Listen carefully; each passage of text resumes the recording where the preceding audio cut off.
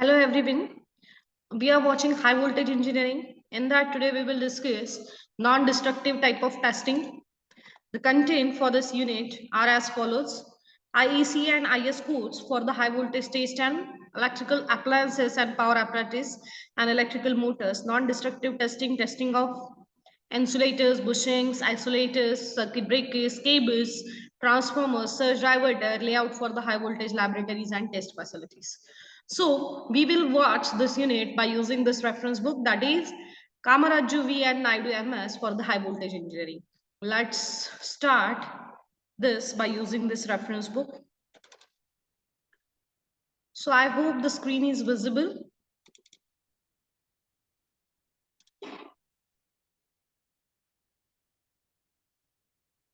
So here we will start with this.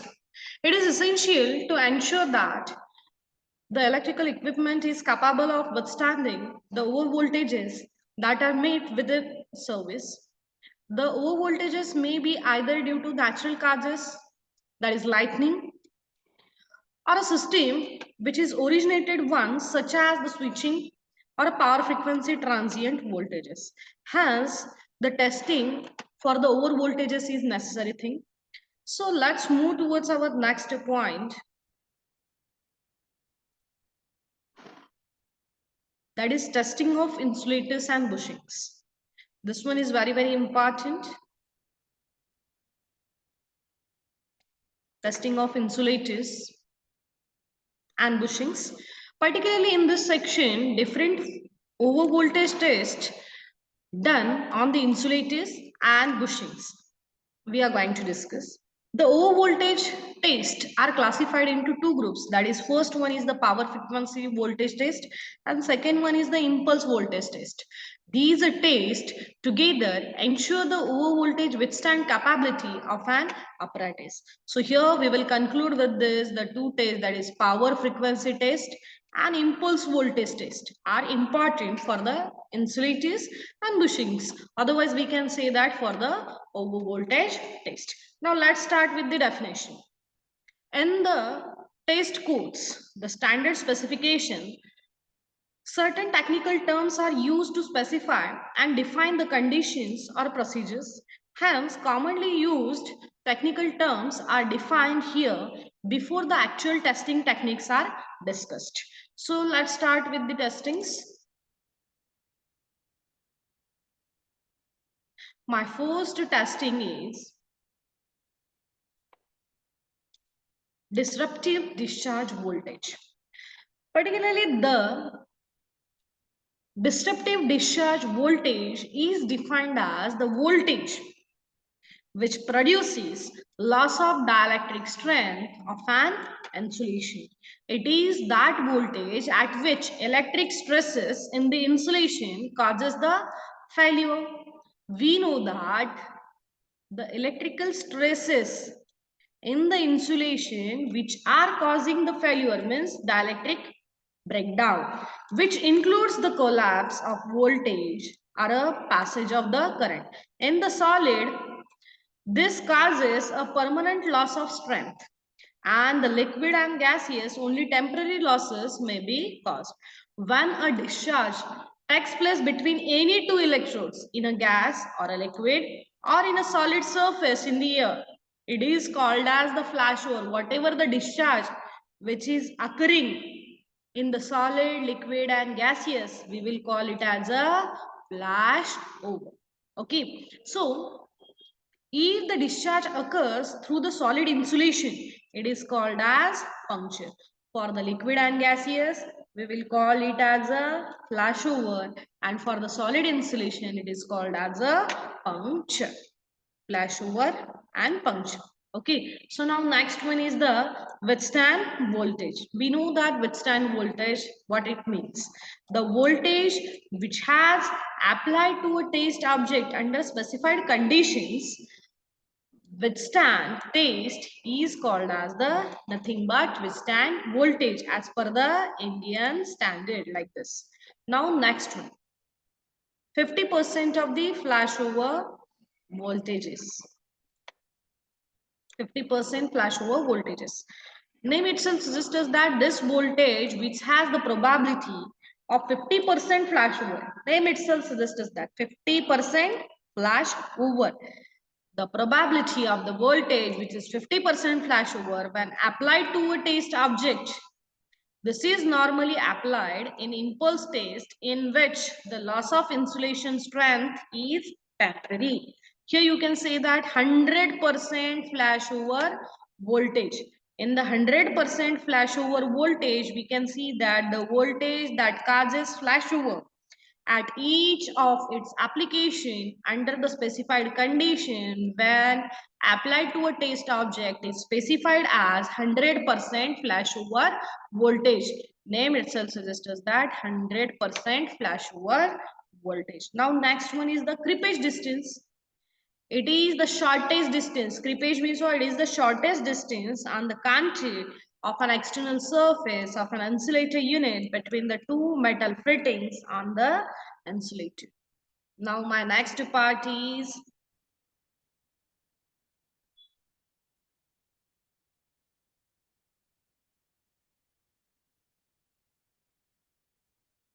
AC voltage test. AC test voltage.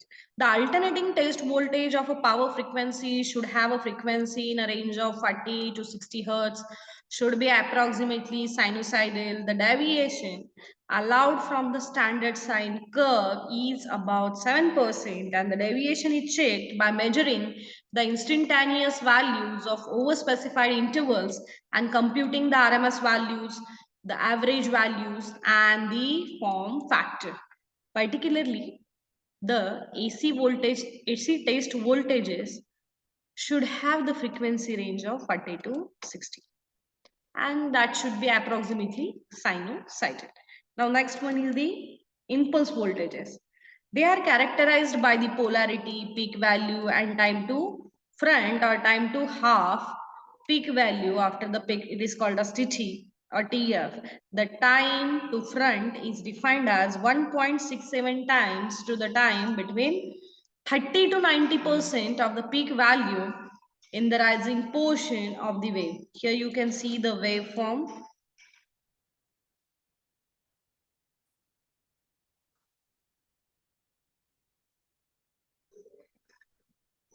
like this. Suppose that this is my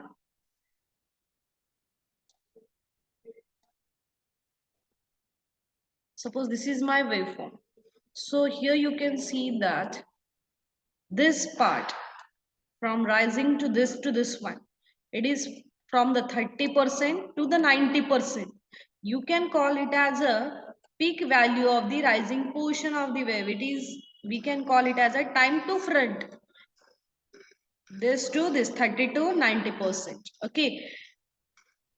So this is what all about the time to front in the rising portion. So now next one,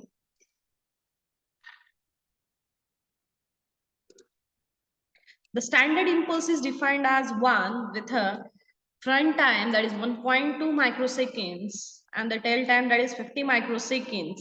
The tolerances allowed are plus or minus 3% and the peak value, and plus or minus 30% in the front time, and that plus or minus 20 to 20% in the tail time. That is what the AC test voltages and impulse voltages. Now my next point is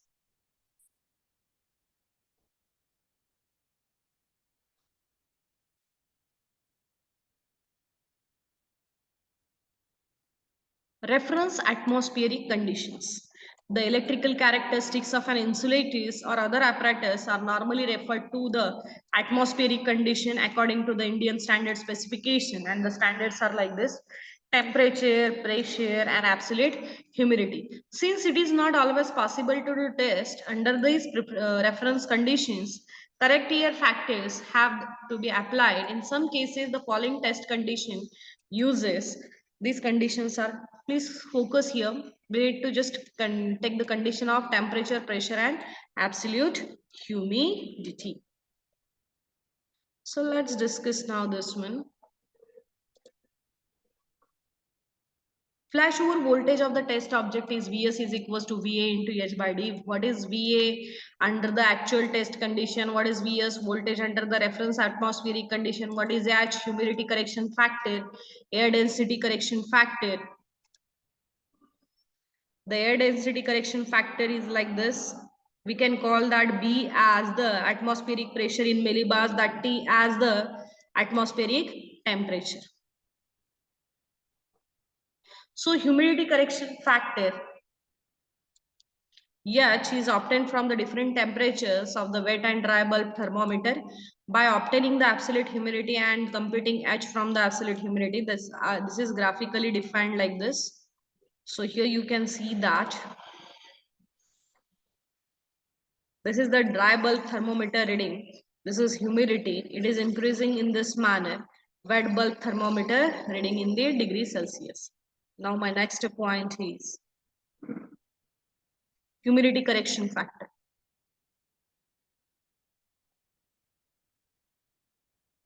This is what the correction factor. You can see that A, B, and C, they are meeting at this point, and the curves of humidity 11 grams per meter cube. So this is what the diagram for the, in that A, B, C, power frequency test, positive impulse test, negative impulse test. In this way, we can finish that. Now, my next point is test on insulators. Up till now, what we have seen,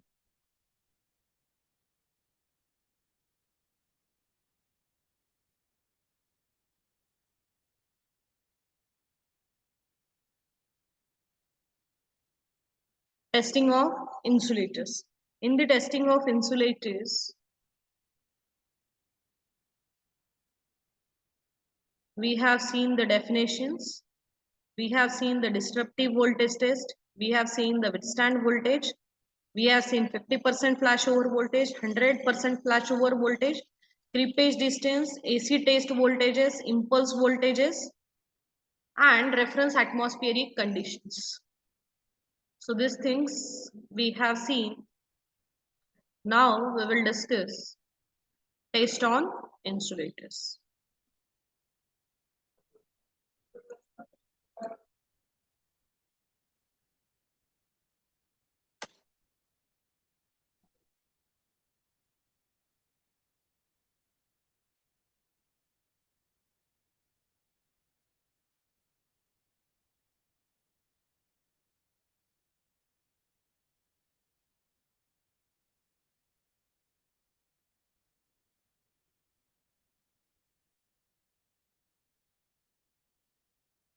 Now please focus test on insulators. The tests are normally conducted, usually subdivided as a type test, routine test. The type tests are intended to prove or to check the design features and the quality. The routine tests are intended to check the quality of the individual test piece. The type tests are done on the samples when the new designs or designs changes are introduced, whereas the routine tests are done to ensure reliability of the individual test objects and the quality and consistency of the materials used in the manufacture. The high voltage tests include the power frequency test, impulse test, and the insulator tests are for both categories of the test. Both categories means what? Power frequency test and the impulse test. In that, particularly, this is divided into type test and routine test. That's it. Now, my next one is the power frequency test and impulse test. So, let's discuss. In that, we will discuss first of all dry and wet flashover test. In this test, the AC voltage of a power frequency is applied across the insulated and increased at a uniform rate of about 2% second of the 70%, 75% estimated test voltage. To such a value of the breakdown occurs along the surface of the insulated if the test is conducted under the normal condition without any rain or precipitation. It is called as the dry flashover voltage. If the test is done under the condition of the rain, it is called as the wet flashover test. In general, the wet tests are intended to reproduce the actual operating conditions, but only to provide a criteria based on the experience that is satisfactory in service operation will be obtained. The test object is subjected to spray of a water of a given conductivity by means of nozzles.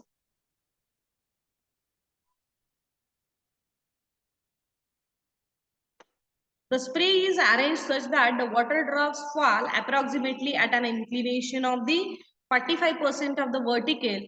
The test object is sprayed for the at least 1 minute before the voltage application, and the spray is continued during the voltage application. The characteristics of the spray. There is no need to remember this, but precipitation rate, direction, conductivity of the water and water temperature are the important things while displaying. The International Electrotechnical Commission, that is IEC, in its recent document has revised the test procedure for the precipitation conditions as follows. The average precipitation rate for the vertical component it is like this, and for the horizontal component 1 to 1.5. The limits for the individual measurements is like this, and the temperature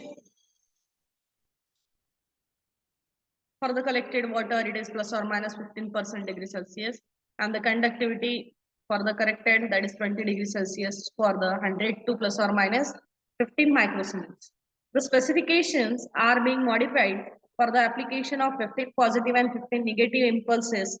Two in each set are allowed to the flashover. If more than two flashovers occur in each set, then the insulator is deemed to have failed in this test.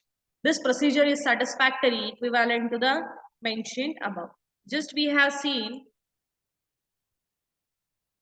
the power frequency test. In that we have seen the dry and wet flashover test.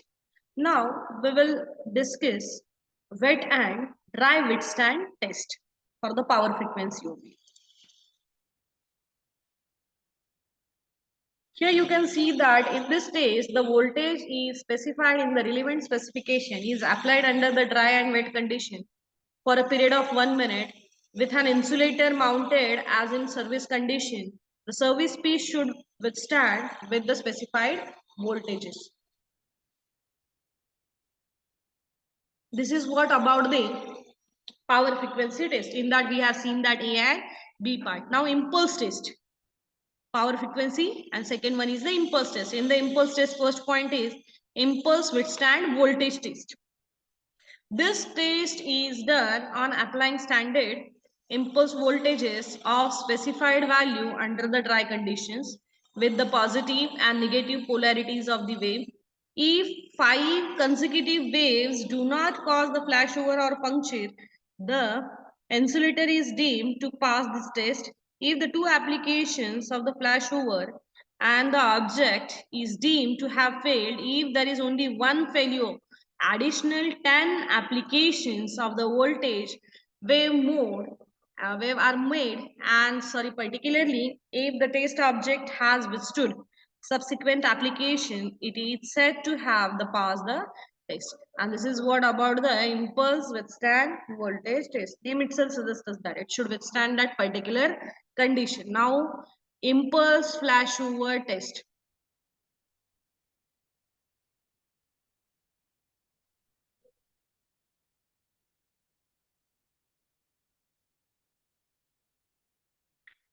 This test is done as above with the specified voltage. Usually the probability of the failure determined for the 40 to 60% of the values or 20 to 80% of the failure values. Since it is difficult to adjust the test voltages for exact 50% of the flashover values and the average value of the upper and lower limits are taken, the insulator surface should not be damaged with this test, but slight marking on its surface stripping off of the cement is allowed. Here you can see that the pollution testing.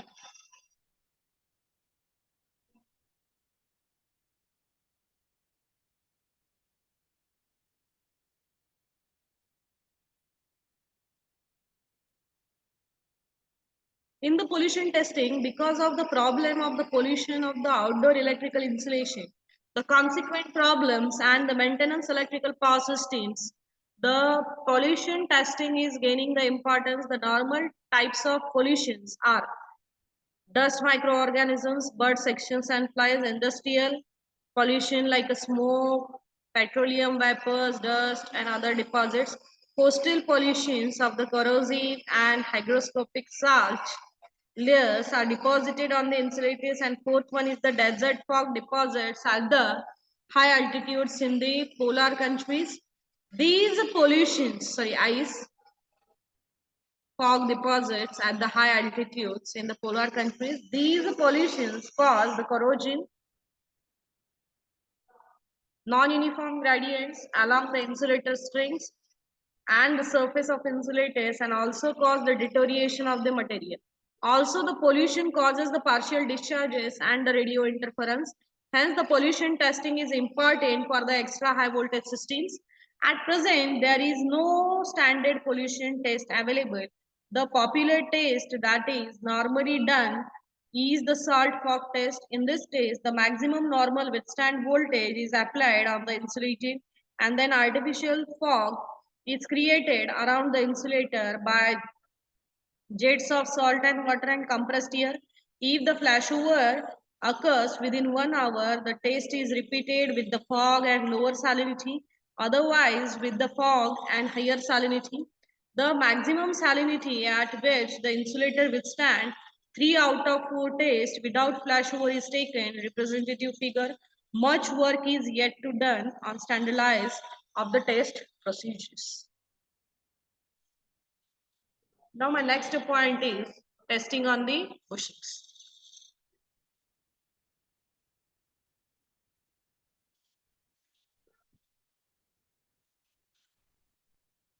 In that power frequency test, my first point is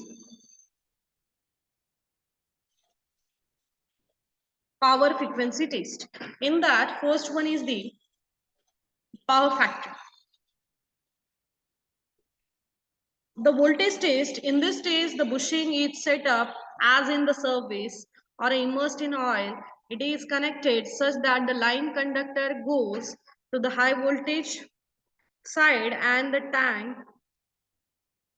or a earth portion goes to the detector side of the high voltage sharing bridge, and the voltage is applied up to the line in increasing the steps and then reduce the capacitance, and the power factor or a tan delta we can say are recorded at each step, and the characteristics of power factor or tan delta versus applied voltage is as shown as is drawn.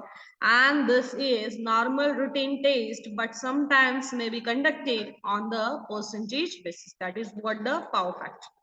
Now the internal or partial discharge test. This test is intended to find the particular deterioration and failure.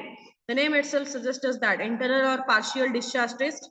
It is intended to calculate the deterioration and failure due to the internal discharges caused by the composite insulations of the bushings. This is done using the internal and partial discharge arrangement. The voltage versus the discharge magnitude as well as a quadratic rate gives an excellent record of the performance of the bushing in services. This is a routine test for the high voltage bushings. So now next one is the momentary withstand test at a power frequency. This is done as per the Indian standard specification IS 2099 applied to the bushings. This test is specified in the specifications. The bushing has to withstand without the flashover or a puncture. Just we have seen flashover in the gaseous and liquids and solids for the puncture. Minimum time to measure the voltages at this test is replaced by the impulse withstand test. Now last but not least, 1 minute wet withstand test at a power frequency. The most common and routine test used for the electrical apparatus are 1 minute wet and dry voltage test. In the wet test,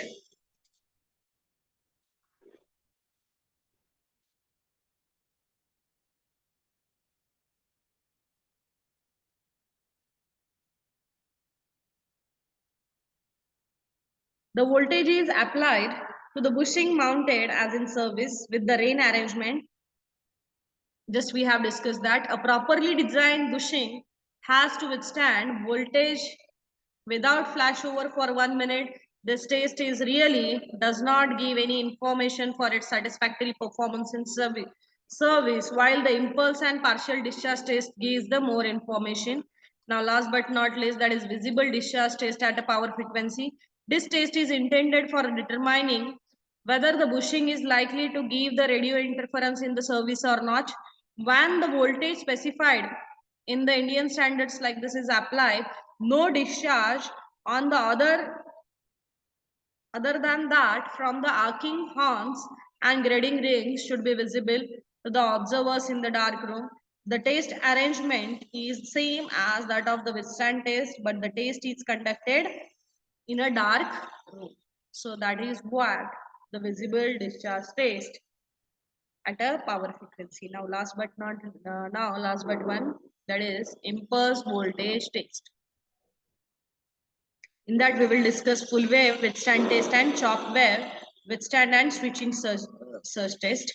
The bushing is tested for either polarity voltages as per the specification. 5 consecutive full waves of a standard waveform are applied. If two of them cause the flashover and the bushing is said to have failed in this test, and if only one flashover occurs, 10 additional applications are done.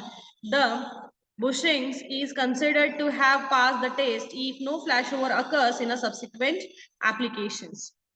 The choked wave withstand and switching surge test. The choked wave withstand test is sometimes done for the voltage bushings of 220 kV or 400 kV and above. The switching surge flashover test of the specified value is nowadays included for the high voltage bushings. These tests are carried out on a full wave withstand test. So now next one is the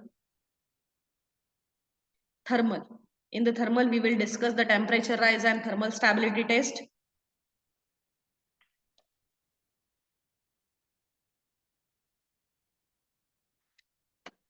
The purpose of these tests is to ensure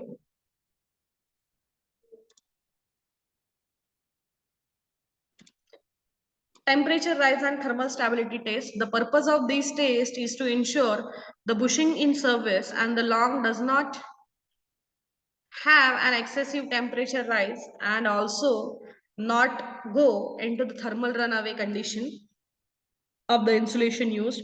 The temperature rise test is carried out in a free air with an ambient temperature below 40 degrees Celsius at a rated frequency of 50 Hertz AC currents.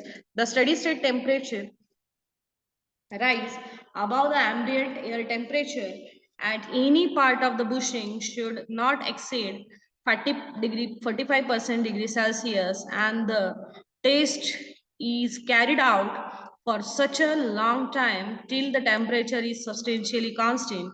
That is, the increase in temperature rate is less than 1 degree Celsius per hour.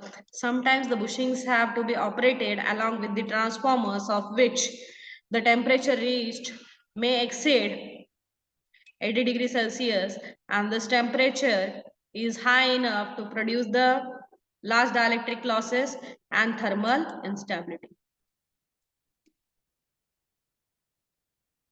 For the high voltage bushings, this is particularly the important. Hence, the thermal stability test is done for the bushing at a rated for the 132 kV and above. This test is carried out with the bushing immersed in oil at a maximum temperature as in service, and the voltage is applied, that is 86% of the nominal system voltage. This is approximately root 2 times of the working voltage of the bushings, and hence the dielectric losses are about to double the normal value.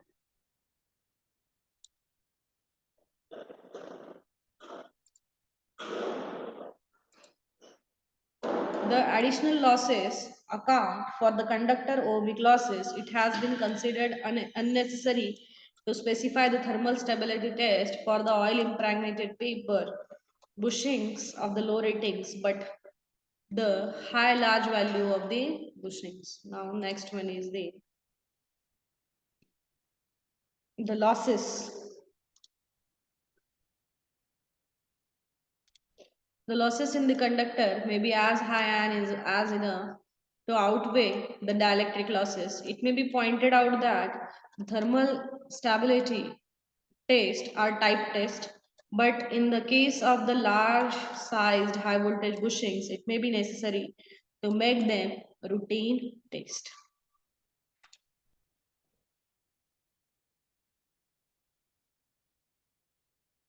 Just we have finished with the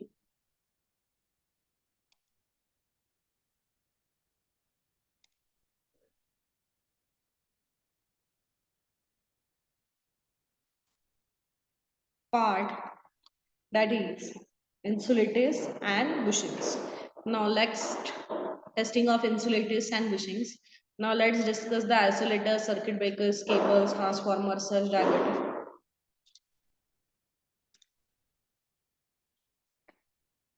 Testing of isolators and circuit breakers.